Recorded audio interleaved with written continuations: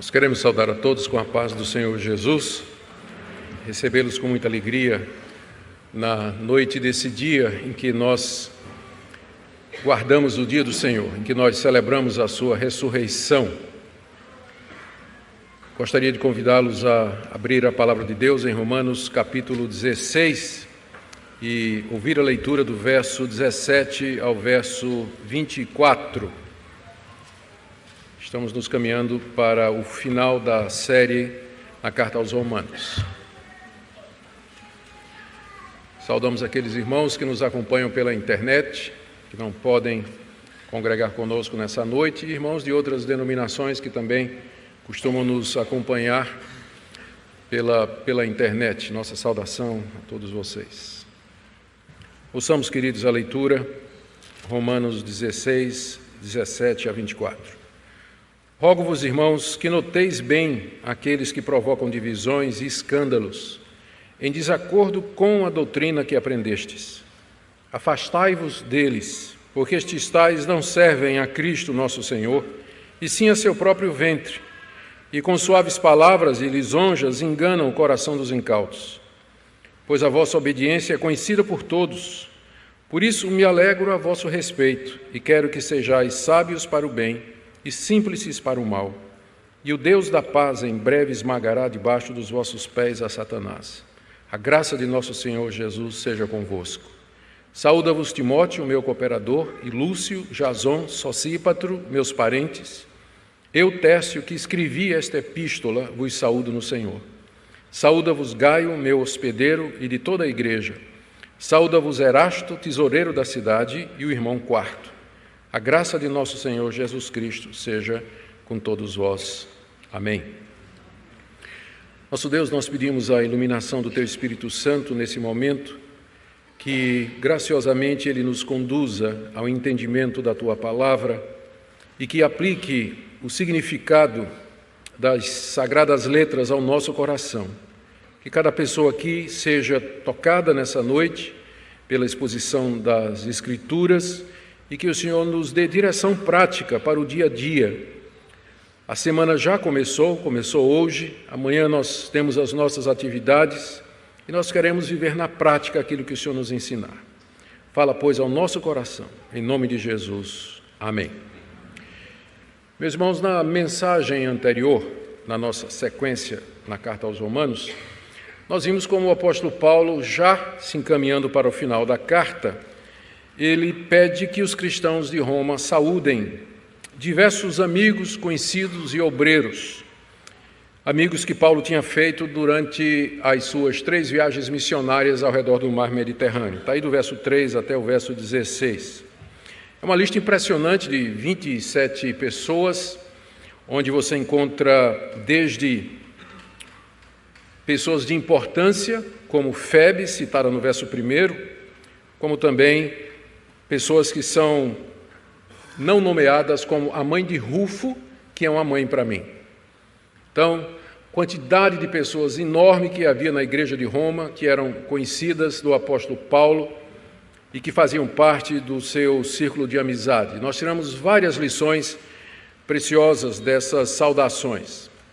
Agora, já no final da carta, Paulo, meio que inesperadamente, resolve fazer uma advertência, uma exortação à igreja de Roma contra falsos mestres. Está aí nessa passagem que nós lemos. E ele faz isso exortando a igreja a se apartar desses mestres e dando uma lista de bons obreiros que estavam com ele em Corinto, que é exatamente a parte de 21 até 23. Então, o que eu quero ver com vocês nessa noite é, em primeiro lugar, essa exortação de Paulo para que a igreja se afaste dos maus obreiros e a recomendação que ele faz dos bons obreiros. E o nosso objetivo com isso, sem dúvida, é que nós sejamos curados de qualquer ingenuidade de pensar que no meio evangélico e no meio da igreja só existem pessoas bem intencionadas e que querem o bem das ovelhas. Na verdade, o Evangelho nos diz outra coisa. E Paulo coloca isso de maneira muito clara aqui quando ele contrasta esses dois grupos. Vamos começar então com a exortação de Paulo, que está aí no capítulo 16, verso 17. Rogo-vos, irmãos, que noteis bem aqueles que provocam divisões, escândalos, em desacordo com a doutrina que aprendestes. Afastai-vos deles. A quem Paulo se refere? Porque até essa altura, na carta aos Romanos, não há qualquer indício de que havia falsos mestres na igreja de Roma. Então, a quem Paulo se refere? Não há unanimidade entre os estudiosos. O que a gente sabe a respeito dessas pessoas, e que é pouco, é o que Paulo nos diz aqui. Primeiro, que elas estavam dentro da igreja de Roma, das igrejas de Roma. A gente tem que lembrar, quando pensa naquela época, a se desvencilhar do modelo que a gente tem na nossa cabeça. Quando a gente fala de igreja, a gente imagina um templo cheio de pessoas que se reúnem regularmente no mesmo lugar, todos os domingos, em determinado horário. No período apostólico não era assim. A igreja de Roma era composta de várias casas-igrejas espalhadas pela cidade. No capítulo anterior, na mensagem anterior, nós vimos pelo menos 3. No verso 5, Paulo diz: saudai a igreja que se reúne na casa de Áquila e Priscila. No verso 14 ele diz: saudai Hermas e os irmãos que se reúnem com ele. E no 15, saudai Filólogo, Júlia, Nereu, sua irmã Olimpas e todos os santos que se reúnem com eles. Ou seja, a igreja de Roma era formada de várias casas-igrejas em vários lugares da cidade. Então, ao que tudo indica, essas pessoas a quem Paulo se refere, dizendo assim: afastem-se dessas pessoas, elas faziam parte dessas casas-igrejas ou estavam chegando, querendo fazer parte dessas igrejas ali na cidade de Roma. E a fama delas já era conhecida porque elas já haviam provocado algum tipo de problema. Eu digo isso porque alguns estudiosos dizem que esse pessoal não era parte da igreja de Roma, mas eram do lado de fora. Mas se fosse do lado de fora, não faria sentido essa exortação que o apóstolo Paulo está fazendo aqui. Eram pessoas que estavam misturadas no meio das igrejas e que já tinham fama de ter provocado problemas e dificuldades, que é a segunda identificação que Paulo nos diz aqui. Ele diz que essas pessoas provocam divisões e escândalos. A palavra divisão é uma palavra que se refere mais a uma rachadura ou a formação de grupos dissidentes na igreja por conta de doutrina. Então, parece que esses homens, essas pessoas, elas, no meio das casas-igrejas de Roma, estavam propagando uma outra doutrina e formando grupos que se levantavam ou estavam começando a querer se rebelar contra o ensino da palavra de Deus. Paulo diz também que eles provocam escândalos. A palavra escândalo já tem mais a ver com a questão moral. Provavelmente estavam ou defendendo a prática de determinados pecados, ou eles mesmos caindo em determinados pecados, e com isso colocando obstáculo à vida dos crentes e atrapalhando que eles crescessem na fé. O que Paulo diz é que, terceira coisa que Paulo nos diz a respeito dessas pessoas, é que elas estão em desacordo com a doutrina que haviam aprendido. Eu ainda estou no verso 17. Então, o que é que a gente sabe delas? Elas estavam dentro das igrejas, elas estavam provocando divisões doutrinárias e causando escândalo pelo seu comportamento, e agora nós vemos que Paulo diz que tudo isso elas estavam fazendo em desacordo com a doutrina que a igreja de Roma tinha recebido. Paulo não fundou a igreja de Roma. A doutrina da igreja de Roma foi trazida de Jerusalém pelos convertidos romanos no dia de Pentecostes, conforme nos diz a tradição da igreja. Se você ler Atos capítulo 2, você verá que no meio da lista de nações, de pessoas que ouviram os apóstolos falando em línguas e ficaram sem entender o que estava acontecendo, estão romanos, judeus que moravam em Roma e que tinham vindo a Jerusalém para a festa de Pentecostes.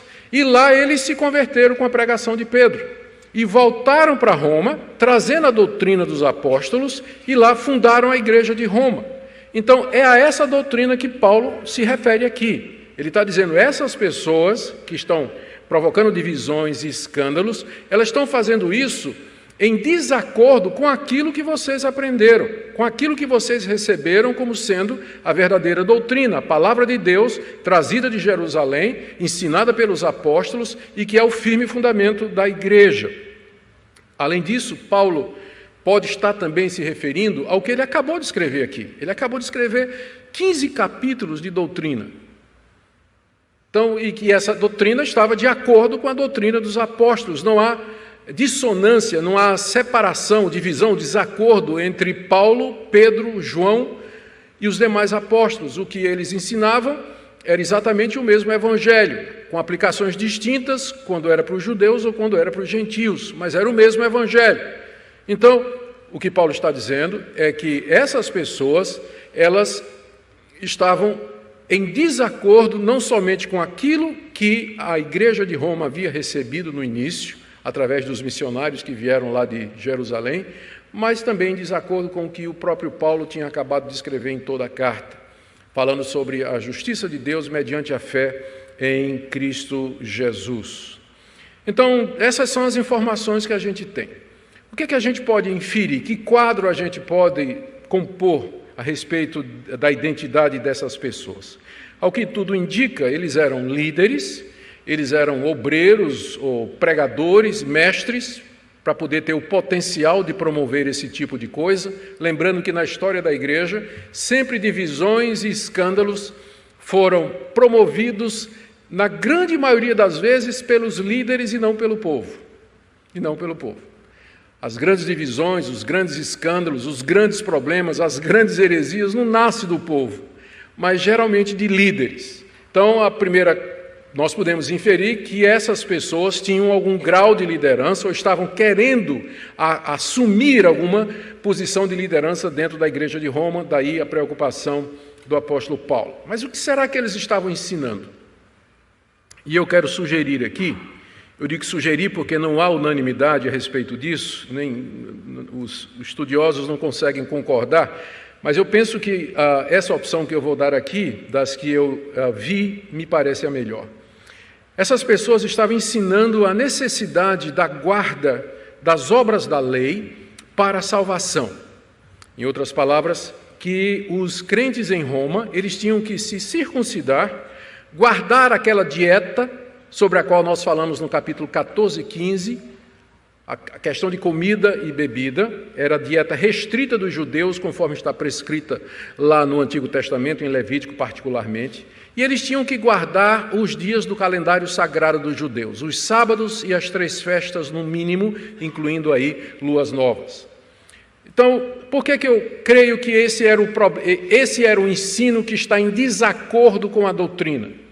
Primeiro, porque o ensino central da carta de Paulo aos Romanos é exatamente isso, que nós somos salvos, o homem é justificado diante de Deus, mediante a fé em Jesus Cristo, e não por obras da lei, e não por guardar a dieta religiosa dos judeus, não comer carne de porco, não comer sangue, não comer isso, não comer aquilo, não comer animal imundo, etc.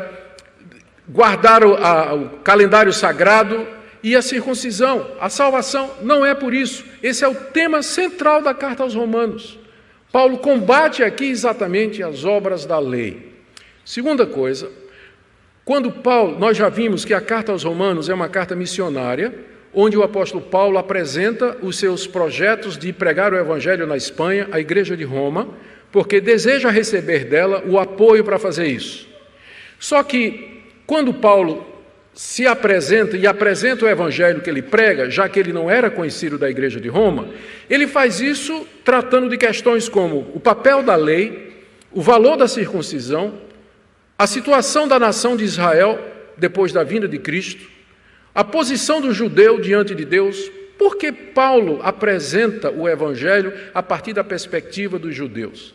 A resposta é que ele sabia que na igreja de Roma, nas igrejas de Roma, havia pessoas que haveriam de questioná-lo a respeito disso. Nós vimos isso no início da nossa série em Romanos. Então, aqui é mais uma evidência, então, de que Paulo tem em mente exatamente essas pessoas que lá no fundo, Paulo sabia que iriam questionar tudo o que ele está escrevendo aqui. Além disso, nós vimos que no capítulo 14 e 15, que já havia na igreja de Roma problemas relacionados com a lei de Moisés. Paulo fala daqueles irmãos fracos, que eram judeus que tinham escrúpulos, que não se sentiam livres, mesmo que eles creram que Cristo já os tinha libertado da lei, eles ainda não se sentiam livres para comer todo tipo de comida. Eles queriam ficar naquela dieta que eles aprenderam como judeus. O judeu não come qualquer coisa, ele tem uma dieta específica que está lá no livro de Levítico. Então, mesmo o judeu crente, ele ainda se sentia preso a isso. Ele não se sentia livre para comer qualquer coisa. Por outro lado, havia judeus e não judeus que agora se sentiam livres para comer, fomos libertos. Cristo cumpriu a lei. A gente não tem mais que seguir aquelas regulamentações do Antigo Testamento. Nós podemos desfrutar de toda a coisa boa que Deus criou. E os dois grupos estavam tendo dificuldade de relacionamento, o que prova que já na igreja de Roma havia a semente ou o ambiente propício para falsos mestres se levantarem e defenderem a doutrina da justificação por obras. A esse ponto, lá no capítulo 14 e 15, Paulo não está tratando disso ainda. Lá é uma discussão entre irmãos sobre como é que eles iam ter comunhão. Você vai me convidar na sua casa, mas eu não como carne de porco. Você vai me chamar na sua casa e eu não como galinha cabidela, né? Como é que vai ficar isso? Né? Não dá para ter comunhão. Então essa era a discussão, abro mão, não abro mão, uso a minha liberdade, não uso da minha liberdade. Então a discussão era sobre essas questões secundárias, mas aqui Paulo está falando de gente que está pregando contra a doutrina que eles receberam. E é aqui que entra a diferença entre erro e heresia. O erro está no capítulo 14 e 15. Alguém estava errado ali, ou aquele que achava que podia comer de tudo, ou aquele que achava que só podia comer legumes para não ofender a Deus. Só que os dois iriam para o céu, mediante a fé em Jesus Cristo, porque essa diferença de opinião não abalava a salvação em Cristo. Mas aqui Paulo está dizendo, se afasta desse pessoal, porque o que eles estão ensinando é contrário à sã doutrina. Aqui é heresia. Heresia é todo erro que afeta a salvação. Então, com relação aos erros, nós podemos conviver como irmãos, mas com heresia, com herético, a gente tem que se apartar. Aí já é outro nível de erro, porque ele atinge a nossa salvação. Então, no capítulo 14 e 15, Paulo tratou desse engano de alguns irmãos que ainda tinham escrúpulos em comer alguma coisa, mesmo que tinham crido em Cristo Jesus. Mas aqui é diferente. Na igreja de Roma, já havia pessoas que estavam querendo dizer que a salvação era pelas obras da lei, por guardar estas coisas e não somente pela fé em Cristo Jesus. Meu último ponto que me convenceu de que essa é a melhor interpretação é que quando Paulo escreve aos Filipenses, foi na mesma um pouco antes, né, de escrever a carta aos Romanos, aliás, pouco depois de escrever as cartas aos Romanos, ele escreve Filipenses quando está na prisão. Ele trata desse pessoal de judaizantes e diz o seguinte, em Filipenses capítulo 3, a partir do verso 17, veja como a linguagem é parecida. Irmãos, sede imitadores meus, observai os que andam segundo o modelo que tendes em nós, porque muitos andam entre nós, dos quais repetidas vezes eu vos dizia, e agora vos digo até chorando, que são inimigos da cruz de Cristo. O destino deles a perdição, e veja só, o Deus deles é o ventre, e a glória deles está na sua infâmia, visto que só se preocupam com as coisas terrenas. Quando Paulo fala dos judaizantes, ou seja, desses falsos mestres que querem ensinar a salvação pelas obras, Paulo diz que a preocupação deles é com o ventre, com a barriga. A barriga era a sede das emoções, pelo menos assim os orientais consideravam. E eu entendo porque que naquele tempo o pessoal pensava que as emoções ficavam nas tripas, né? A vida ficava nas tripas, porque é a primeira parte do corpo que é afetada quando você está com medo, né? Você tem um calafrio, qual é a primeira coisa que afeta? Dá um frio na barriga, quando não outras coisas. E então, os antigos, eles pensavam que as emoções ficavam aqui. Então, quando dizia essa linguagem só se preocupa com o ventre, ela quer dizer só se preocupa em satisfazer os seus desejos, a sua vontade, vive para os seus interesses, porque o ventre era considerado o centro da existência. A ideia do coração e da mente como centro da nossa existência é mais um conceito moderno, embora coração também apareça no Novo Testamento. Então, como a linguagem é muito semelhante, a gente pode calcular que Paulo, de fato, está falando aqui dos judaizantes, desses falsos profetas que ensinavam a guarda da lei como caminho para a salvação. Como é que a igreja, então, deveria tratá-los? Como é que a igreja deveria tratar essas pessoas que estão em desacordo com a doutrina, ensinam trazem uma mensagem que está contrária à palavra de Deus, provocando divisões e escândalos? Como é que nós devíamos tratá-lo? Paulo diz duas coisas. Estão aí no verso 17. A primeira: notai bem essas pessoas. Verso 17: rogo-vos, irmãos, que noteis bem aqueles que provocam divisões e escândalos. Notar bem significa ficar de olho, ficar alerta, para não ser surpreendido e ter cuidado. Não sair da sua vigilância e do seu campo visual nem um minuto. Note bem, marque essas pessoas, fique de olho nessas pessoas, atenção, cuidado com essas pessoas, porque você não pode virar as costas para elas, você não pode fazer isso, porque senão você vai ser surpreendido. Segunda coisa que Paulo diz, final do verso 17, afastai-vos deles. Ou seja, não tenham nenhuma proximidade com essas pessoas e nem permitam que elas tenham proximidade com as igrejas de vocês, o que significa, não receba essas pessoas nas igrejas de vocês. Não deem a elas espaço ou oportunidade para ensino ou para exercer qualquer influência, mas se afasta desse pessoal, não queira nada com isso. Não tenha proximidade com elas. Ainda não era caso de disciplina e de exclusão. Paulo está aqui sugerindo cautela, exortando fortemente que a igreja seja cautelosa com esse pessoal, que não dê espaço para esse pessoal.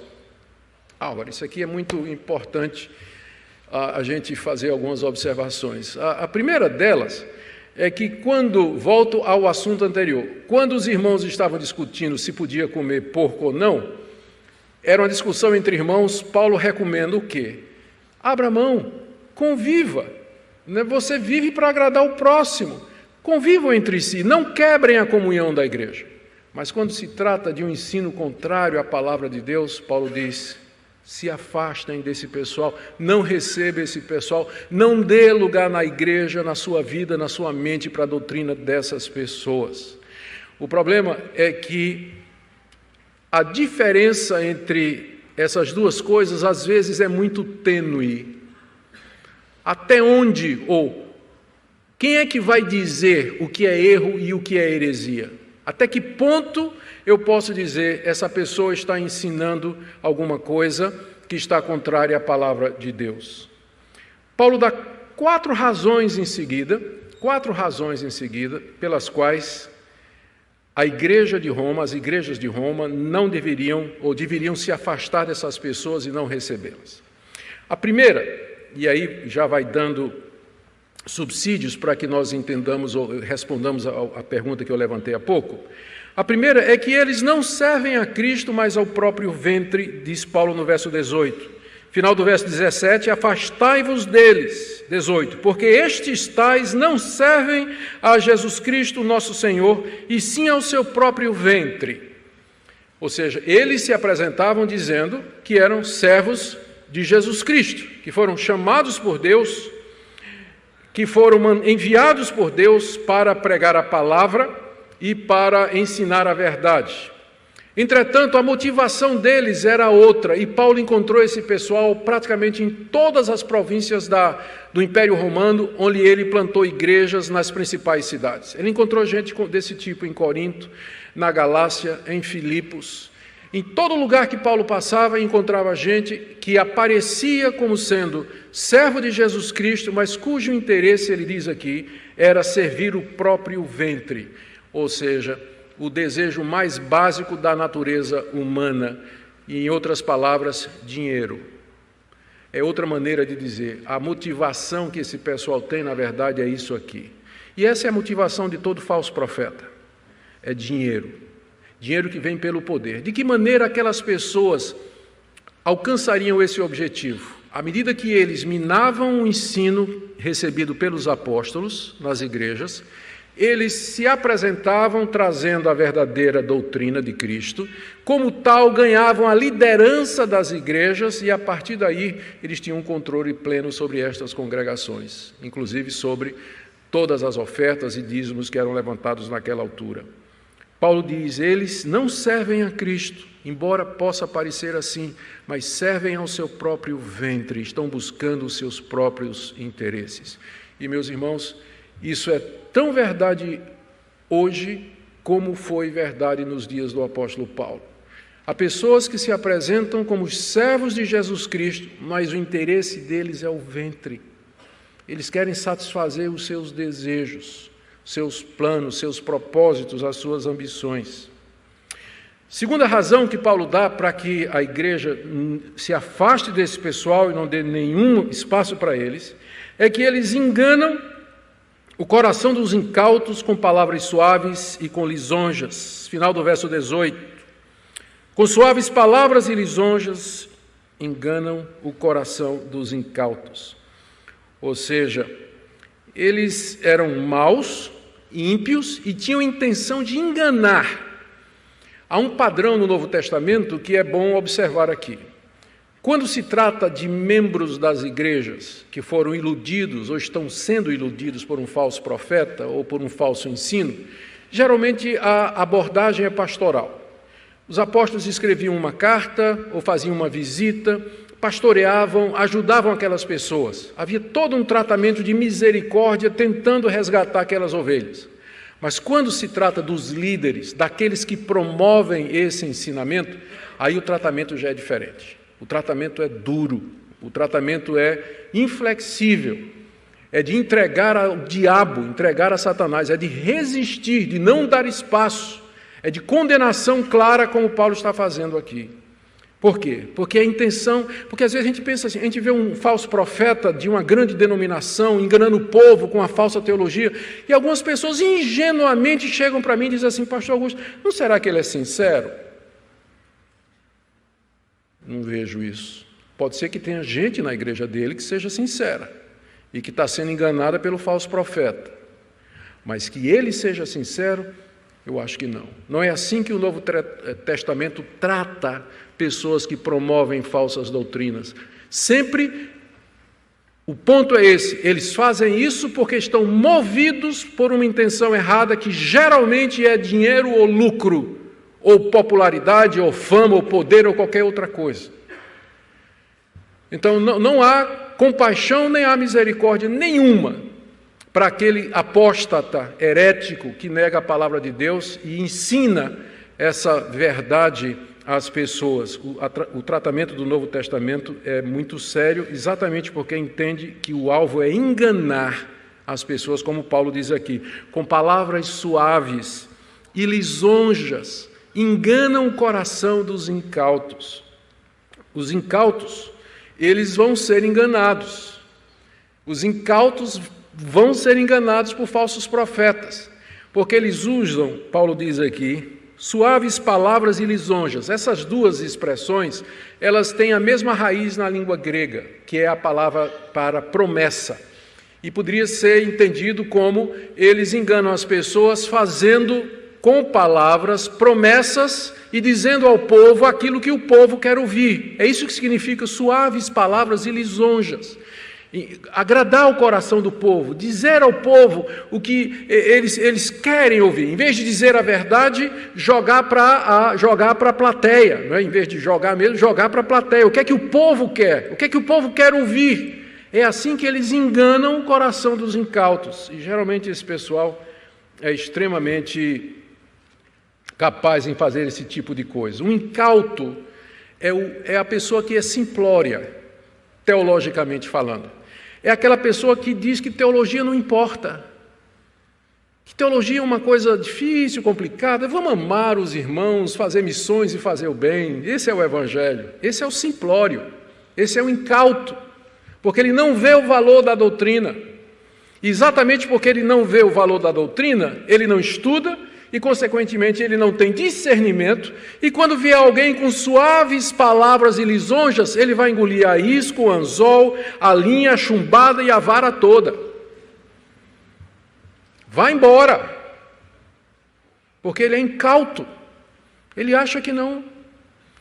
Eu já contei aqui para vocês, mas não canso de contar, que eu sempre morro de rir daquela mulher que me mandou um Twitter dizendo assim: meus pregadores prediletos é Edir Macedo e Augusto Nicodemos.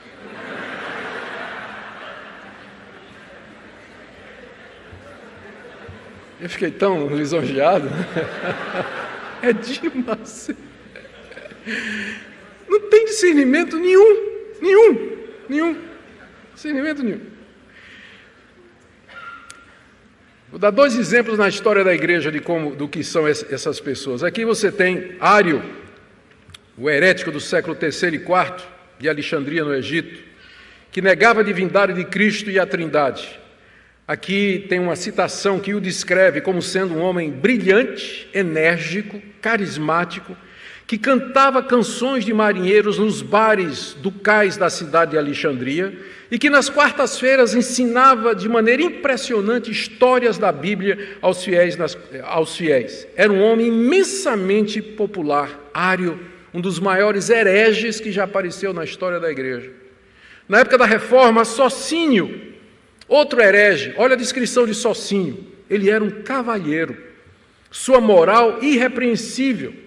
Ele se distinguia pela sua cortesia, numa época em que mesmo os grandes reformadores, como Lutero, especialmente Calvino, usavam linguagem vulgar quando discutiam com seus adversários. Se você ler a discussão de Lutero ou de Calvino com alguns adversários, é palavra pesada mesmo, de cachorro para lá. Só que Sociniano não. Sociniano era um homem extremamente cortês, educado, impressionava. A sua moral era inatacável, ninguém podia dizer nada. E era um dos maiores hereges que já apareceu na história da igreja. Eles vêm com suaves palavras, eles vêm com lisonjas, e enganam o coração do incauto, porque o incauto não vai pela cabeça, ele vai pelo que ele sente. Ele vai para uma igreja porque ele se sente bem. Ele não vai para a igreja porque aquela igreja está ensinando a verdade, mas eu vou para lá porque eu estou me sentindo bem, o pastor fala tão bem, é tão acolhedor, é tão gostoso. Não estou dizendo que essas coisas não são boas e que não são necessárias. A gente devia ter o melhor de 2 mundos, não é? Uma igreja que pregasse a palavra de Deus e que acolhesse, onde as pessoas se sentissem bem. Mas se você tiver que escolher entre aquilo que você sente e a verdade que edifica, é óbvio que a opção é a pregação da palavra de Deus. Mas os incautos, eles não ligam para isso, eles vão atrás de sermões que agradam o coração, que satisfazem os seus desejos, que vão dizer o que eles querem ouvir, e eles vão permanecer nos seus erros e na sua conduta, nunca vão ser confrontados. E o herege sabe disso, o falso profeta sabe disso, e com palavras suaves e lisonjas eles enganam o coração dos incautos, que acham que teologia é alguma coisa que não vale a pena. Quarta razão que o apóstolo Paulo oferece aqui para que os cristãos de Roma se afastem daqueles homens é a derrota iminente de Satanás no verso 20. Aliás, antes eu precisava voltar para o verso 19, que tem 2 pontos aqui. No verso 19, Paulo diz, é a terceira, eu falei que era a segunda, a quarta, né? Eu já me atrapalhei aqui. Volta tudo, cancela aí no vídeo, por favor. Terceira razão que Paulo dá para que a igreja se afaste é a reputação da igreja. Incrível que pareça, olha o que ele diz no verso 19. Pois a vossa obediência é conhecida por todos, por isso me alegro a vosso respeito e quero que sejais sábios para o bem e simples para o mal. O que Paulo está dizendo aqui? O pois aí, do início do verso 19, liga esse verso ao verso 17. No verso 17, Paulo diz, afastem-se dessas pessoas. No verso 19, porque a obediência de vocês é conhecida a todos. Vocês têm fama de ser uma igreja obediente, de ser uma igreja doutrinariamente correta, que zela pela verdade. Se vocês começarem a receber esses falsos obreiros aí dentro, vocês vão deixar de ser o referencial da sã doutrina que vocês são hoje. A obediência de vocês é conhecida de todos. A obediência aqui não é só obediência moral, ética e prática, mas a obediência à verdade que foi ensinada para eles através da pregação do Evangelho. A igreja de Roma era conhecida pela sua firmeza doutrinária. E Paulo está usando esse argumento, dizendo, se vocês receberem esses falsos profetas, a reputação de vocês vai ficar enlameada. O nome que vocês até agora tiveram pela graça de Deus, ele vai ser perdido. Vocês vão deixar de ser um referencial da verdade.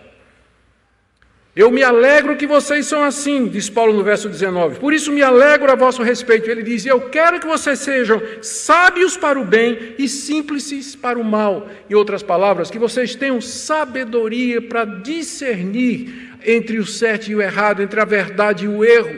E que vocês sejam simples com relação ao mal, ou seja, não tenham nada a ver com aquilo que é mal.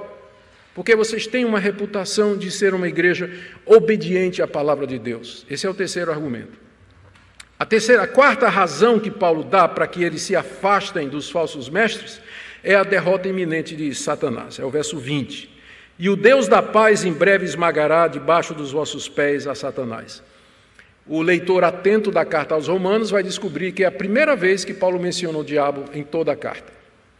Não é interessante?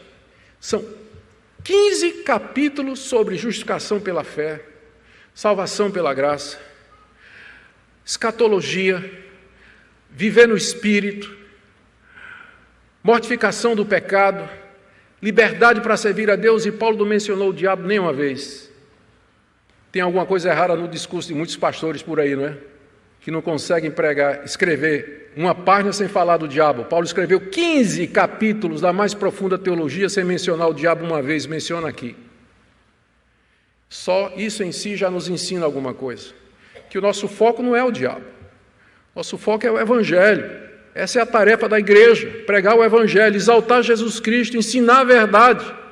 O diabo é uma nota de rodapé na pregação do Evangelho.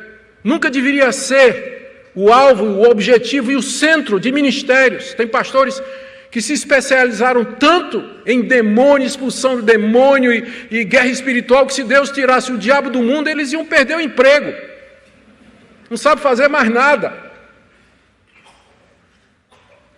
Mas Paulo menciona, e quando menciona o diabo é para dizer que o quê? Ele vai ser esmagado. Ele vai ser esmagado. E quando será isso? E o que é que essa passagem, como é que ela se encaixa aqui? Primeiro, eu creio que essa passagem se encaixa aqui porque é um encorajamento para os crentes de Roma para se afastar dos falsos mestres, porque Paulo aqui identifica quem é que está por detrás de todas as mentiras e heresias, aquele que é chamado de o pai da mentira. Ele é que está por detrás dos falsos profetas, das heresias, dos erros que vêm destruir a unidade da igreja e desafiar a doutrina que o nosso Senhor Jesus Cristo nos deixou. É o diabo que está por detrás. E ao proclamar a vitória que será em breve do diabo, de Satanás, Paulo com isso está dizendo aos cristãos de Roma, irmãos, coragem, resistam, porque a vitória é certa. Está mais próxima do que vocês imaginam. Não será completa aqui nesse mundo, porque os agentes do diabo estarão espalhando mentiras, como eles continuam fazendo 2000 anos depois que Paulo escreveu essa carta, eles continuam espalhando mentiras no meio cristão. Mas a vitória é certa. Quando o Senhor Jesus Cristo voltar, vocês verão o diabo ser pisado, esmagado debaixo de vossos pés.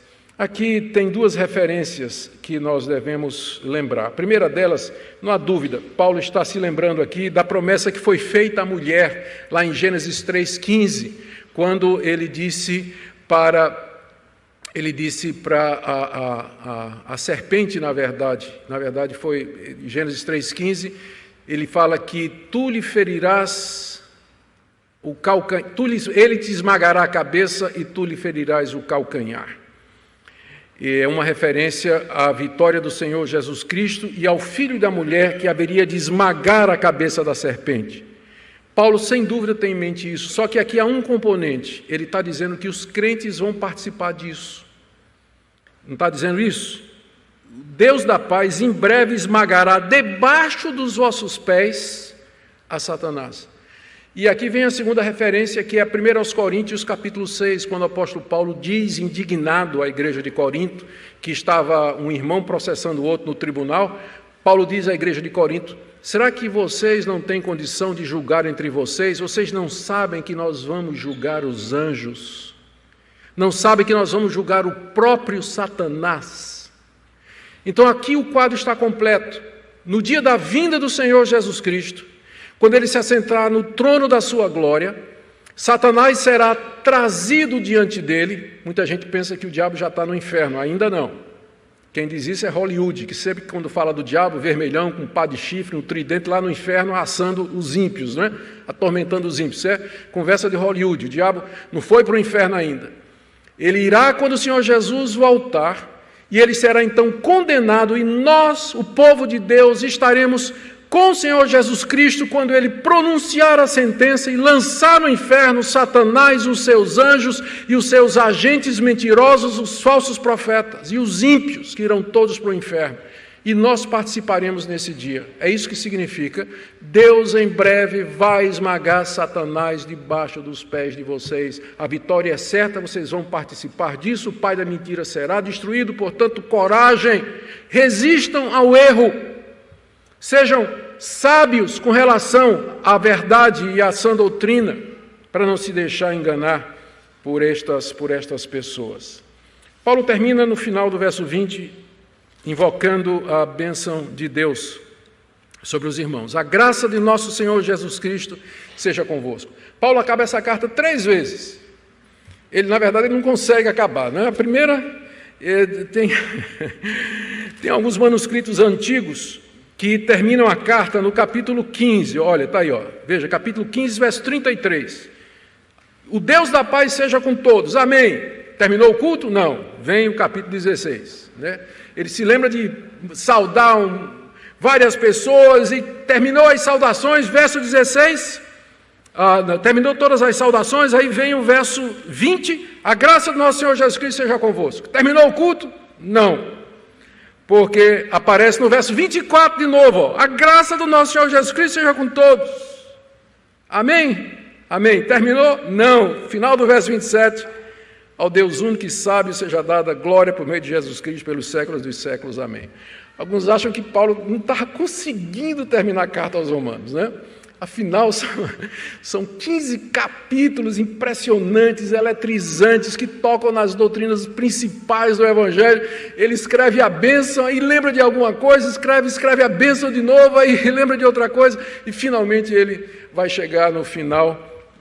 Nós vamos ver, se Deus quiser, no próximo domingo, no verso 25 até o verso 27, mas aqui ele já abençoa a igreja para lembrar que ele tem amigos que ele quer, que estão mandando saudações.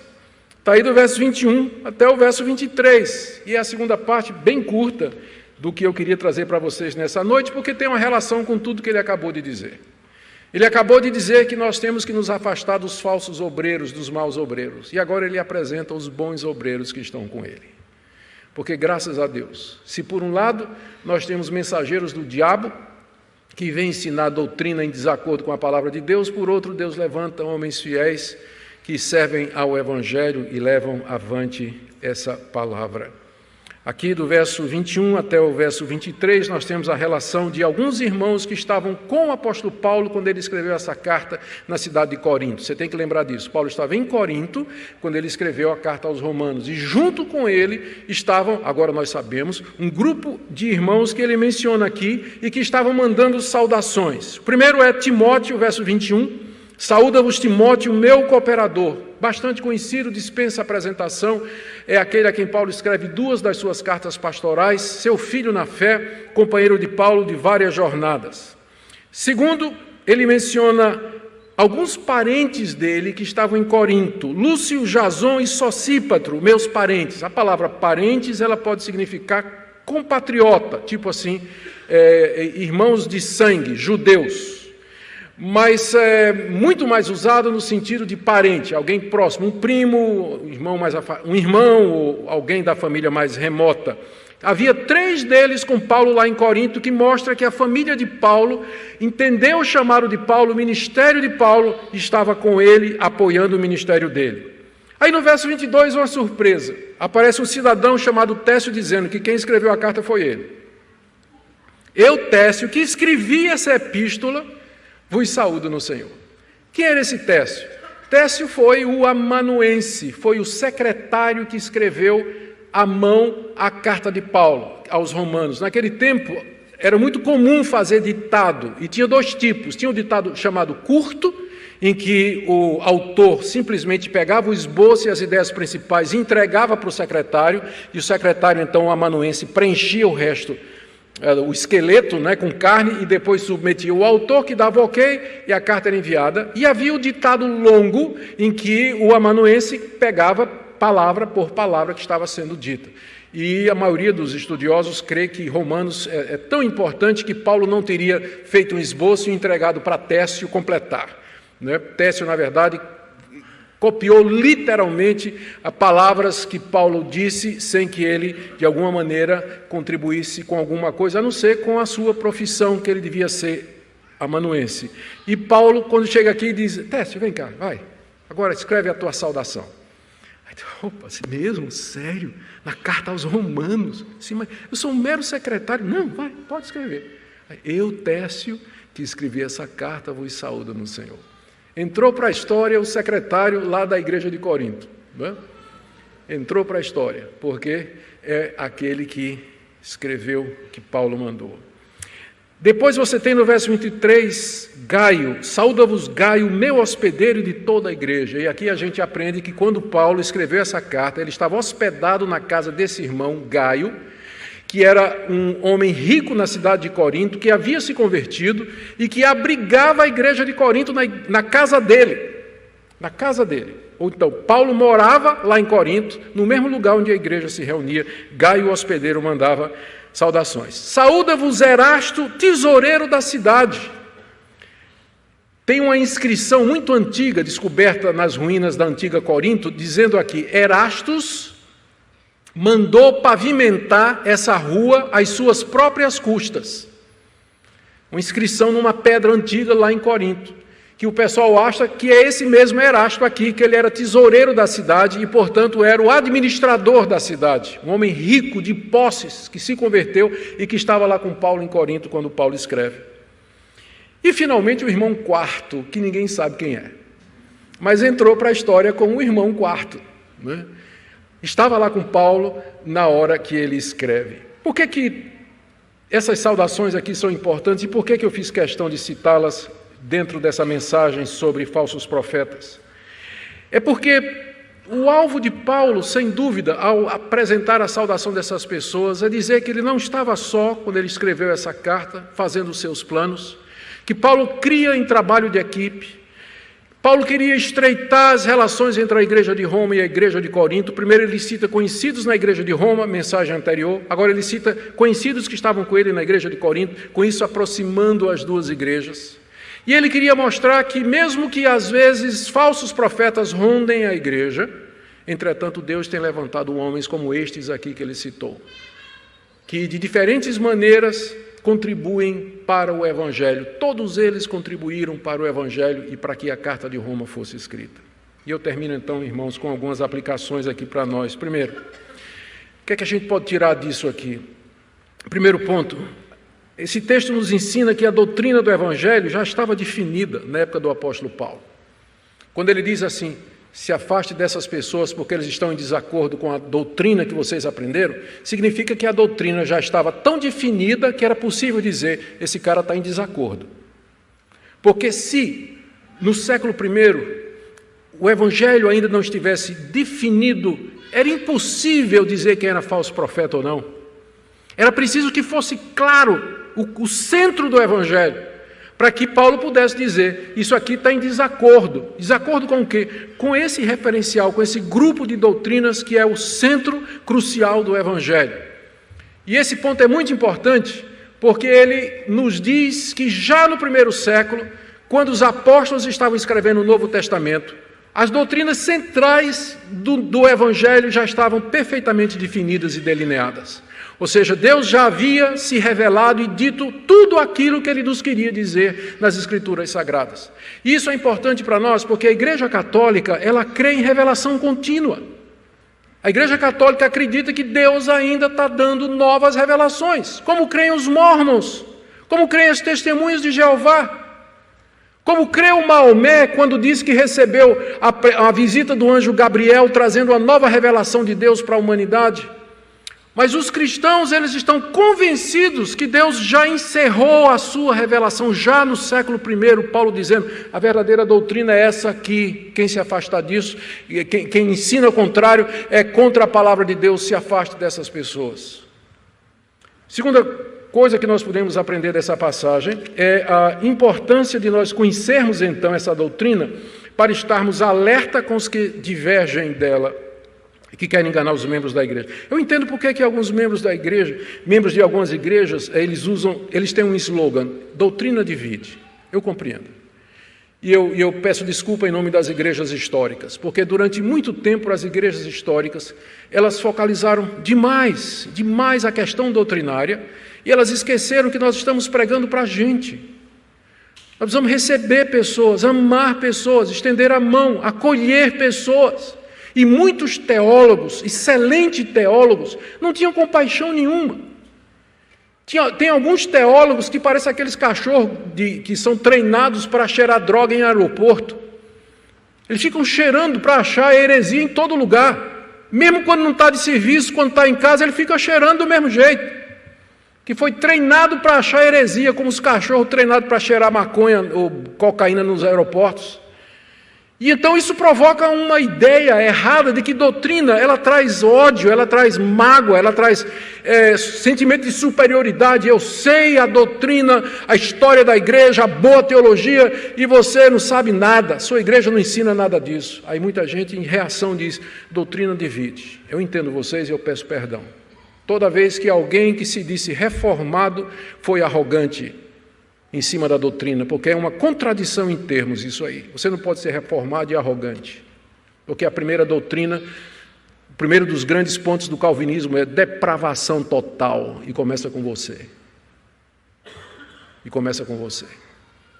Mas, por outro lado, negar o valor da doutrina, de conhecer as Escrituras, o ensino da palavra de Deus, é você se tornar um simples, um incauto, um simplório que vai ser enganado por um falso profeta inteligente, cortês, bem educado, que vai iludir você com falsas promessas, como há milhões hoje no Brasil, seguindo falsos profetas. Exatamente porque eles acham que doutrina não tem valor, acham que igreja é só um lugar onde você vai para se sentir bem, cantar, louvar, desopilar, fazer amigos, arrumar uma namorada e por aí vai, e ter os seus desejos satisfeitos, emprego, casa, carro, por aí vai. Não. O que salva é a verdade. Você pode ter fé, mas se você crê na mentira, vai para o inferno do mesmo jeito. O que salva é a verdade, a nossa fé na revelação que Deus nos dá. E por último, queridos, essa passagem nos ensina como Deus tem levantado homens fiéis através dos quais o trabalho do Evangelho tem se firmado e avançado nesse mundo. Homens teologicamente preparados, como Paulo e Timóteo, mencionados aqui. Homens de recurso, como Erasto, tesoureiro de Corinto. Homens simples, mas hábeis, como o escriba Tércio. Era a profissão dele, era um amanuense, um escriba, um escrivão. Deus usou para escrever a carta aos romanos. Pessoas desconhecidas como o irmão Quarto. Deus levanta pessoas nas mais variadas vocações, profissões e caminhos da vida para servir ao seu reino. Por isso, não ache que você não tem importância. Por isso, não ache que só o apóstolo Paulo é usado por Deus para levar o seu reino avante. Por isso não pense que só os pastores e pregadores conhecidos é que são instrumentos de Deus para expandir o seu reino, porque seria ignorar isso que Paulo está fazendo aqui. Ele nomeia no total quase 35 pessoas em Roma e em Corinto que estavam ao redor dele e que trabalhavam com ele fazendo coisas diferentes para o reino de Deus. Você não tem que ser pastor, pregador, missionário, evangelista e obreiro para servir a Deus. Você pode fazer isso na profissão que Deus lhe chamar, no caminho que Deus lhe colocar. Nós precisamos de todo mundo trabalhando em todo lugar para a glória de Deus. E é isso que essa passagem nos ensina. E eu termino então pedindo a vocês nessa noite que não deixem de perceber a importância da verdade. E especialmente um apelo para aqueles que gostam de escutar tudo, ler tudo, absorver tudo, sem critério, sem peneira, sem filtro e sem discernimento. Alguns acham que tem que manter a mente aberta. Eu comparo a mente a uma boca. Eu mantenho minha boca aberta até o alimento chegar. Quando ele chega, eu fecho. Mastigo, engulo e me alimento. Mas tem gente cuja mente é uma boca aberta o tempo todo. Ele não digere nada, não engole nada, não mastiga nada, não se alimenta de nada. Ele lê tudo, observa tudo, não tira conclusão nenhuma, não tem doutrina, não sabe de onde vem nem para onde vai. Não seja assim. Mas a palavra de Deus é muito clara e serve de referência para nós do que é a verdade. Vamos segui-la. Oremos. Obrigado, Senhor, pela Tua palavra, pelo que ela nos ensina. Nós pedimos que o Senhor nos dê misericórdia, compaixão e humildade, para que nós reconheçamos que há pontos difíceis de compreensão e que não podemos ter certeza de tudo, mas dá-nos muita firmeza naquilo que já foi claramente revelado e que forma a base da Tua verdade, do Teu Evangelho. Nos ajuda a tratar com compaixão os irmãos que estão iludidos e a ser firmes contra os falsos profetas. Levanta, Senhor, irmãos e irmãs em todo lugar, para que possam contribuir de acordo com os seus dons, talentos e oportunidades para o avanço do Teu reino. Oramos por todos aqueles que estão aqui nessa noite, em nome de Jesus. Amém.